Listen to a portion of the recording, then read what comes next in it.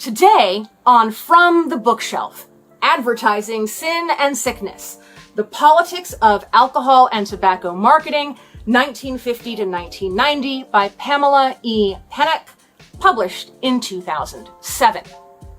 Advertising Sin and Sickness is a history of the attempts to control alcohol and tobacco consumption through marketing. Pennock traces the ways people wanted to limit smoking and drinking, along with the changing reasons for that desire. Pennock clearly explained the roots of anti-vice movements in the US. Definition time. A vice is something that is considered morally wrong by a group, but not necessarily the worst thing they could do. For example, the Church of Latter-day Saints considers consuming caffeine to be a vice, yet there are at least 20 Starbucks locations in Salt Lake City, and over 100 locations throughout the state of Utah, which is where the church's main leadership is located. Utah's population is over 70% Latter-day Saints members, and Salt Lake City is over 60% Latter-day Saints members, and those are just Starbucks locations. The underlying moral arguments against vices were fairly clear in the 19th and early 20th centuries, but after Prohibition, anti-vice activists had to change their tactics. Prohibition was largely based on moral arguments, and it was a crashing failure. Clearly, anti-vice movements based on a common morality only work on people who follow that morality. The US has never had a state religion, a common morality. There are some things all societies have in common. I can't think of a single one where murder is okay, but what they consider vices is not one of those things. Pennock focused specifically on smoking and drinking advertisements, though other vices do exist. She mentioned gambling a few times, but because marketing for casinos and lotteries is quite different, it did not fit with the rest of the study.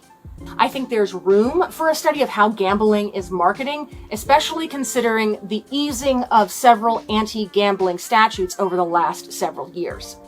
Certainly we're all familiar with the slogan, "What happens in Vegas stays in Vegas," to the point where we use what happens in Vegas as a euphemism to cover an indiscretion or the juicy details we don't want to share. What is important about Pennock's separation is that smoking and drinking were vital parts of US society for centuries. While doing either to excess was less than ideal, they are fundamentally different vices than gambling. As a result, the way we sell those things is also fundamentally different. Pennock's focus let her clearly show the shift from public morality to public health as the basis for restrictions. I agree with her assessment that adding anti-gambling advocacy to her study would have muddied the waters. Anti-vice advocacy started from a place of regulating sin and morality.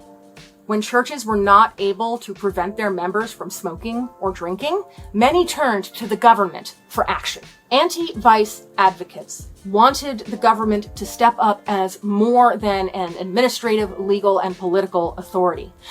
They wanted the government to be a moral authority as well.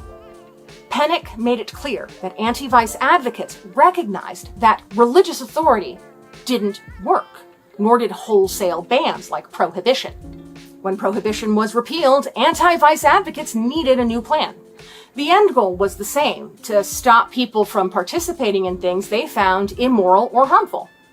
But it was clear that they could not legislate morality for the entire country. In the early 20th century, medical studies of different diseases, including lung cancer, advanced. There were studies as early as 1912 showing the connection between smoking and lung cancer. The sudden spike in lung cancer diagnoses in the 1940s and 1950s led to more study. It soon became clear that there was an earlier spike in cigarette smoking and that many of the new patients were habitual smokers. This revelation gave anti-smoking activists the ability to shift from public morality to public health. Even though tobacco companies fought the release of this information, and even though they sponsored scientific studies to challenge this information, anti-smoking advocates had a smoking gun, so to speak. Pennock is clear that the information on lung cancer causation was crucial to this shift to public health. Anti-drinking advocates used concerns about drunk driving and fetal alcohol syndrome as the basis for their public health arguments. Pennock also made it clear that many didn't feel they needed to wait for scientific support. Simply put, anti-vice advocates weaponized children's safety. The 1950s was a time of fear in the United States. We often think of that time as a period of prosperity and peace, of growth and optimism, but underneath it all was a growing fear of communism. In 1954, the junior senator from Wisconsin, Joseph McCarthy, capitalized on those fears to make his bones as a politician, sparking the Second Red Scare. The details on that are for another video, but for now, know that the 1950s was a time of terrified conformity to the hegemonic suburban ideal and constant fear of nuclear war. As a society, we were beginning to come to terms with the power of nuclear weapons, and frankly, Joseph Stalin was objectively terrifying. I'm not saying we were wrong to fear Stalin and his fascist dictatorship, but it manifested in some pretty problematic ways. And yes, Stalin was a fascist. That is a topic for another video too. The culture of fear and desperation to protect children from bad influences was tied to domestic dangers as well. Fears of mass media and consumer culture drove a lot of the fears that children were learning about things that their parents disapproved of. Pennock remained focused on legislative activities, including lobbying, but also recognized how important personal situations and beliefs were in decisions to support anti-vice advocacy. The fear of mass media and consumer culture is why anti-vice advocates went after advertising and pushed for warning labels. Pennock also highlighted how anti-vice advocates used the very tools they decried and feared. Anti-vice advocates pushed for public campaigns highlighting the dangers involved and saved the social campaigns for later. For example, the truth ads over the last 10 years have moved into social arguments, arguing that smoking makes a person unattractive, yellow teeth, bad breath, increased phlegm production, and just generally smelling faintly of smoke all the time.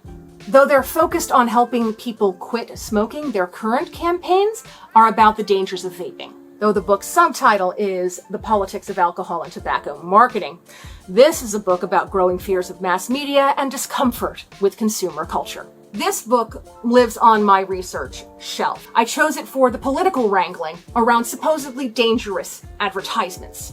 Instead, I got a discussion of why those advertisements were considered dangerous in the first place. Not what I expected, but valuable nonetheless. Thanks for watching. Tell me in the comments, do you see this happening in similar ways today? Please like and subscribe. To support more work like this, head over to patreon.com/h3 and become a patron. The link is in the description. I'll see you next time.